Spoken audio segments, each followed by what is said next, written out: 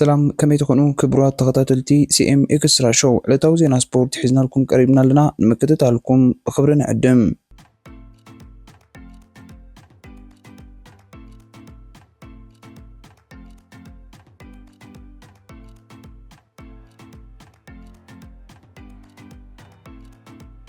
ኣብ ቀዳማይ መድረኹ ንዓወት ኣባል ሃገራዊት ጋንታ ኤርትራ ሄኖክ ሙሉብርሃን ሰነደ ዝሩዋንዳ 325 ለካቲት ብኻልኣይ መድረኹ ቀፂሉ ኣብዛ ካልኣይት መድረኽ ድማ ተቐዳደምቲ ካብ ኪጋሊ ተበጊሶም ኣብ ሙሳንዛ መዛዘሚት ዝገበረት 112.8 ኪሎ ሜትር ዝርሕቀት ውድድር እዮም ከካይዱ ተበጊሶም ኣብዛ ካልኣይት መድረኽ 4 ናይ ዓቐብን ክልተ ድማ ናይ መንጎ ቅጽበታዊ ውድድርን ተቐዳደምቲ ተሰሪዐን ኣብ ቀዳይ መድረኽ ናይ ውድድር ዝበለፀ ተቐዳዳሚ ዝተሸለመ ሩዋንዳዊ ሊደር ሙኒያንዛ ብ8 ነጥቢ ኣንበሳ ዓቕም ናይ ውድድር ኮይኑ ኣብዛ መድረኽ ኣትዩ ዝሩዋንዳ ካብ ዝፍለም ሳልሳይ መዓልቲ ቁፂሩላ ኣብ ዘለውሉ ግዜ ኣብ ወግዓዊ መርበብ ሓበሬታ ቅድም ሽክለታ ብዝያራ ዝተዳሰሰ ተቐዳዳማይ ቤልጅማዊ ዕዉት ናይ ፕሮሎግ አልዶ ታይሌዮ ክኸውን እንከሎ ዕዉት ቀዳይ መድረኽ ሄኖክ ሙሉብርሃን ድማ ኣብ ራብዓይ ተሰሪዑ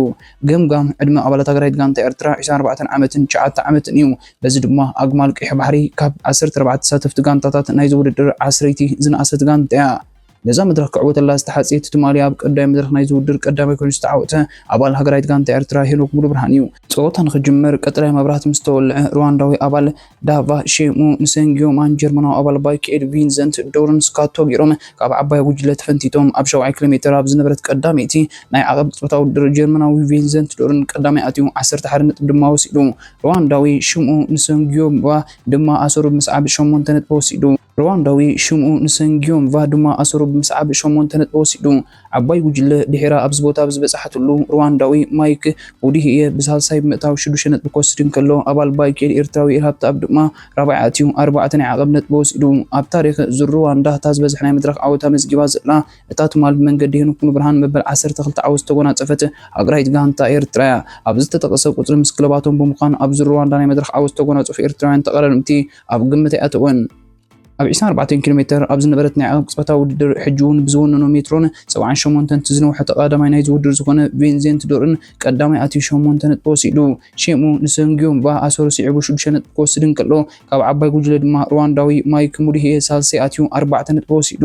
ቪንሰንት ዶርን ኣብዛ መድረኽ ብዝኣከቦም 19 ነጥቢ መሪሕነት ኣንበሳ ዓቐብ ዝረከበ ይመስል ኣብ ዝቕፅል ኪሎ ሜትራት ንዝህልዋ ክልተ ናይ ዓቐብ ቅጽበታዊ ውድድር ግን ክውሕሰና ኣለዎ ኣብ 45.2 ኪሎ ሜትር ኣብ ዝነበረት ናይ ነጥቢ ቅጽበታዊ ውድድር ሩዋንዳዊ ሼሙ ንሰንጊዮማ ቀዳማይ ኣትዩ 8 ነጥቢ ወሲዱ ጀርመናዊ ቪንሰንት ዶርን ካልኣይ ኣትዩ 6 ነጥቢ ክወስድ እንከሎ ሩዋንዳዊ ሊደር ሙኒያንዛ ድማ ሳልሳይ ተርታ ኣትዩ 4 ነጥቢ ወሲዱ ኣብ ዓባይ ጉጅለ ዘለዉ ተቐዳደምቲ ኣብ ናይ ነጥብን ኣብ ናይ ዓቐብን ኣብ ዝግበር ዘሎ ቅልስ ሸውሃት ዘለዎም ኣይመስልን እዩ ምክንያቱ ኣቐዲመን ተኻይደን ኣብ ዘለዋ ክልተ ናይ ዓቐብን ሓንቲ ናይ ነጥብን ቅጽበታዊ ውድድራት ሩዋንዳዊ ሊደር ሙኒያንዛ ስዒሮም ሳልሳይ ተርታ ክሕዝእ ዝፈቐድሉ ይመስሉ ኣብ 65 ኪሎ ሜትር ተቐዳደምቲ ቁልቁል ይወርዱ እምበኣሮም ኣብ ሰዓት 95 ኪሎ ሜትር ይሕንበቡ ነይሮም ኣብ 21 ኪሎ ሜትር ኣባል ጀርመናዊት ክለብ ባይኬድ ዳዊት የማነ ሓደጋ ምውዳቕ ኣጋጢሞ ኣብ ዝቐዲሙ ዝተገልጸ ርሕቀት ንኽልተ ተቐዳደምቲ ዝዓቆፈት ቀዳማይ ጉጅለ ንዓባይ ጉጅለ ናይ 4 ደቂቕን 10 ካልኢትን ናይ ግዜ ጋጋን ጽፋት ኣላ ኣብ 58 ኪሎ ሜትር ነቲ በዳዊ ውድድር ዝናብ ከሰንዮ ጀሚሩ እቲ ዝወቅዕ ዝነበረ ዝናብ ኣብ ተቐዳደምተን ሓደጋ ከይስዕብ ድማ ስጋኣት ጋንታታት ኮይኑ ቀረበ ኣብ 61 ኪሎ ሜትር ኢትዮጵያዊ ኪያ ሮጎራ ሩዋንዳዊ ማይክ ሙዲህየ ኣባላት ቢስታር ኒኮሎስን አሌካንድሮ ጋዚናን ካብ ዓባይ ጉጅለ ተሪፎም ድሒኑ እውን መሪሕነት ብሉፅ መንእሰይ ናይ ውድድር ተረኪቡ ናብዛ መድረኽ ዝኣተወ ቼክ ሪፐብሊካዊ ፓቨል ሳምፒክ ዝርከቦም ተቐዳደምቲ ካብ ዓባይ ጉጅለ ክተርፉ ተራእዮም ኣብ 64 ኪሎ ሜትር ኣባላት እስራኤል ፕሪምየር ቴክ እስራኤላውያን ኢታማር ኦንሆርን ኣብ ቀዳማይ መድረኽ ብሄኖክ ዝተረትዐ ሮተንተንን ኣየርላንዳዊ ሳሙኤል ኮልማንን ካብ ዓባይ ጉጅለ ተሪፎም ምጥራፍ ናይዞም ተቐዳደምቲ ከም ሃገራዊት ጋንታ ኤርትራ ዝኣመሰላ ጋንታታት ኣዝዩ ምቁር ዜና ናይ ዝዕለት እዩ ኣብ 66.3 ኪሎ ሜትር ኣብ ዝነበረ ሳልሰይቲ ናይ ዓቐብ ቅጽበታዊ ውድድር ሩዋንዳዊ ሼሙ ንሰንጊዮማ ቀዳማይ ኣትዩ 11 ነጥቢ ወሲዱ ጀርመናዊ ቪንሰንት ዶርን ካልኣይ ኣትዩ 8 ነጥቢ ወሲዱ ካብ ዓባይ ጋባል ጋንታ ዩሲኣይ ዓወት ኣማን ሳልሳይ ኣትዩ 6 ነጥቢ ክወስድ እንከሎ ኮሎምቢያዊ ኮዋ ማርቲነዝ ድማ ራብዓይ ኣትዩ 4 ነጥቢ ወሲዱ ክወቅዕ ጀሚሩ ዝነበረ ዝናብ ብምቁራፁ ናይ ጋንታታት ስጋት ብኡንብኡ ተቐንጢጡ ኣብ 89.1 ኪሎ ሜትር ኣብ ዝነበረት ናይ ነጥቢ ቅጽበታዊ ውድድር ሩዋንዳዊ ሼሙ ንሰንጊዮማ ቀዳማይ ኣትዩ 8 ነጥቢ ወሲዱ ካብ ዓባይ ኣባል ጋንታ ዩሲኣይ ዓወት ኣማን ሳልሳይ ኣትዩ 6 ነጥቢ ክወስድ እንከሎ ኮሎምቢያዊ ኮዋ ማርቲነዝ ድማ ራብዓይ ኣትዩ 4 ነጥቢ ወሲዱ ክወቅዕ ጀሚሩ ዝነበረ ዝናብ ብምቁራፁ ናይ ጋንታታት ስጋት ብኡንብኡ ተቐንጢጡ ኣብ 89.1 ኪሎ ሜትር ኣብ ዝነበረት ናይ ነጥቢ ቅጽበታዊ ውድድር ሩዋንዳዊ ሼሙ ንሰንጊዮማ ቀዳማይ ኣትዩ 8 نت بوسيدو جرمناوي فينزنت دون روانداوي ديديو مونينزان دما عصر سيعبهم بقدم سعب شدوشن 4 نت بوسيدوم صوتان خزازم 22 كيلومتر مسترفو مرحنة عباي جوجله أبقريت غانتا إرتران UAT إماراتسن وريقون صوتان خزازم 21 كيلومتر مسترفو أبقر ميزوعلو فينزنت دولن شيمون نسيم جيوم فان بعباي جوجله تقوبيتهم صوتان خزازم 18 كيلومتر مسترفو روانداوين أبالات غانتا جافا إريكي مينيزا بايون باتريك بيوكيسينغن كاب عباي جوجله تكعوم نقرميت كسكيسوم بس عباي جوجله دما ناي 10 كاليتات جيجين تيفوم صوتان خزازم 16 كيلومتر مسترفو أبقر ناي مودات عقب نايزا مدرغ أبالك قدامي تقول باتريك بيوكسينغ نودغانتو أوريك مازيبايو غريفو بينو أبجاف عقبا محديو أب عباي قجل دما إثيوبيا عبال غانتا أماني دستا أماني إلنتا عباي قجل حديقوا نقدميت كسكيسو صوتان خزازم 17 كيلومتر مسترفو أبقن ميزي نبرا باتريك بوكيسينغ نودغانتو ميزي مبايو نحمشة كاليتن إثيوبيا ودستا أماني إل نعسر تحمشة كاليتن عباي قجل دما نعسرا كاليتات فلوليان تيفولن زسعم ودادر بوتا ناي مدرخ قول بمقانو كاب حجن دحر أبزلو رحكة باتريك بيوكسينغ سقات عباي جوجليو صوتان خزازم 10 كيلومتر مسترفو أبقن ميتون حتى قردمتي بعباي جوجلا أبستو حتلو أبارك رايت غانتا إرترا عود كبرون موريقو أميتن حدن نتبكلتا كيلومتر أبز نبرت رابعيتن نيمود أتان نعقو ددر نايزا مدرخ بيلجماوي ميلاندوني بريطانياوي جاكوب بوشن جيرمناوي موريتيز كريشن كاب قدامي كساب سالساي ترتاب محز بقدم سعب 4-3-2 حدن بوسيدوم صوتان خزازم 1.7 كيلومتر مسترفو حجون كم نايز حلف مدرغ هاكرايت غانتا بشكلت إرتران عباي جوجل مرحا أبناي مودة 1 كيلومتر أتيا صوتان خزازم 8 متر مسترفو حموشة تقرر متعوالات إسرائيل بريميرتك برادي جيلمور إيتان إنهورن موريس كريتشن أبال توتال إنرجي لورينزو مانزين أبال ديفلوبمنت تيم بيكنيك أوليفر بيسن نعباي جوجل ناي شمون تكاليتات غاغان تفهم نامزازم حنصاص أمعديوم أمود أتادقما أول إسرائيل بريميرتك أسترالياوي برادي جيلمور نورد بسس ساعات ساسان شعاتن كاليت بمزام عود كالاي مدرخ زر رواندا خوينو ودغانتو إسرائيلاوي إتامان إنهورن كالاي فرنسا أبال توتال إنرجي لورينزو مانزين دما ساساي ترتحيزوم حنصاص لغيصوم هنوك ملبران دما زنبرا جوجل سعرو شارشاي ترتحيزو زترف إرتوان تقدمتي كبعوت مدرخ كيزيكي كسروم أبالات بايك إداويت يمان شاوعي يويل هابتاب 10 حد أبال يساي عوت أمان مبل 10 مدكل يوم مبل 20 شمونتن أبال يساي يافيت ملقيتا مبل 20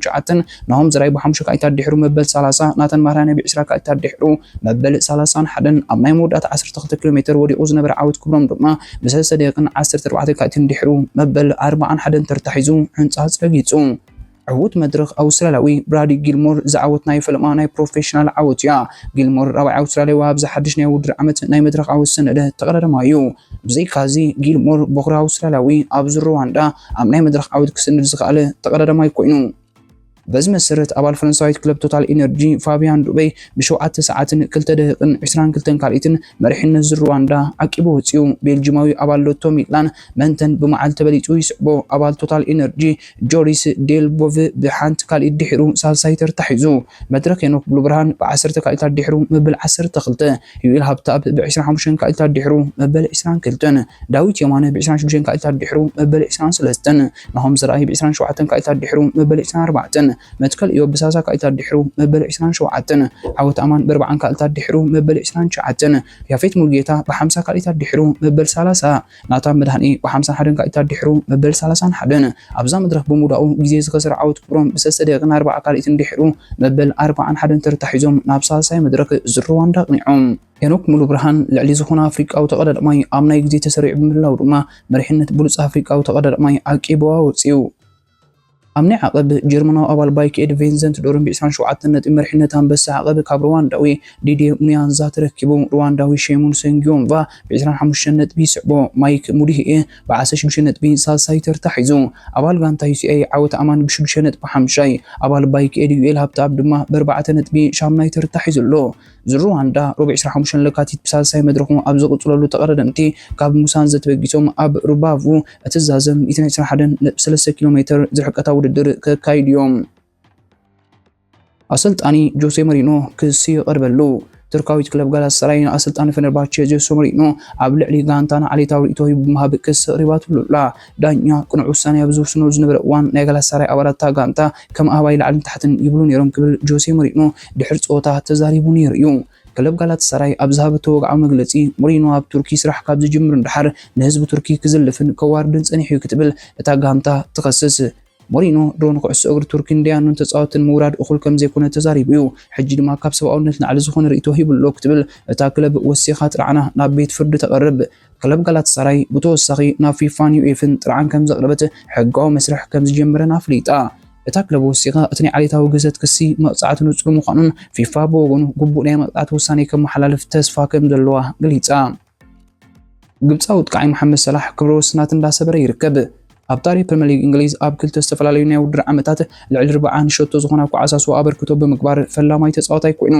ኣብዚ ውድድር ዓመት ፕሪምየር ሊግ እንግሊዝ 16 ሸቶ ዝኾና ኳዓሳሱ ማዕራሪ ብምቕባል ልዕሊ ዝኾነ ይኹን ተጻዋታይ ክለብ ሊቨርፑል ብቐዳምነት ይጽዋዕ ኣብ ናይ ሓደ ዓመት ውድድር ፕሪምየር ሊግ ልዕሊ 25 ሸቶታት ብምስጋብን ከምኡውን ልዕሊ 15 ሸቶ ዝኾና ኳዓሳሱ ከሽኑ ምቕባልን ፈላማይ ተጻዋታይ ኮይኑሎ ናይዚ ዓመት ፕሪምየር ሊግ እንግሊዝ ክዛዘም ሊቨርፑል 11 ግጥማት ይተርፍዋ ማሬስካ ፓልመር ካብታ ጋንታ እቲ ዝሓየለዩ ኣሰልጣኒ ብሉጽ ኢንዞ ማሬስካ ኮል ፓልመር ወላ ከበድቲ ነገራት ኣብ ዘጋጥሙ እዋን ዝያዳ ከም ዝሰርሕ ገሊጹ ፓልመር ነገራት ወላ ጽቡቕ ኣብ ዘይከደሉ እዋን ዝያዳ በርቲዑ ዝሰርሖ ዝፈትወሉ ይብል ኢንዞ ማሬስካ ኣብ ናይ ኣዋርሕ ፍልይ ተጻወትና ኣብ ነብሲ ወከፍ ናይ ብቕዓት ገምጋም ክንካይድ ኢና ዝሓለፈ ሰሙን እውን ጌርናዮ ነርና ኮል ፓልመር ካብ ምልእቲ ጋንታ እቲ ዝሓየለ ተጻዋታይ ነይሩ ኢንዞ ማሬስካ ብምውሳኽ ብዛዕባ ኮል ፓልመር ዘርእይዎ ዘሎ ኣተሓሳስባ ኣይጭነቕን ድሕሪ ምባል ካብ መጀመርታ እታ ጋንታ ኣብ ነብሳ ክትምርኮስ ከም ዘለዋ ገሊጹ ዝኽበርኩም ሰማዕትና ንሕጂ ሒዝናዮ ዝቐረብና ዕለታዊ ዜና ስፖርት እዚ ክትከታተልዎ ዝፀናሕኩም እዩ ኣብዚ ቅፅል ንክትሃልኩም ኣይተቋርፁ ካልእ እውን ስለ ዘሎ ተን 4 ሕግታት ሼር ላይክ ኮመንት ሳብስክራይብ ኣይዝልልዎን ወደ ሓንኩም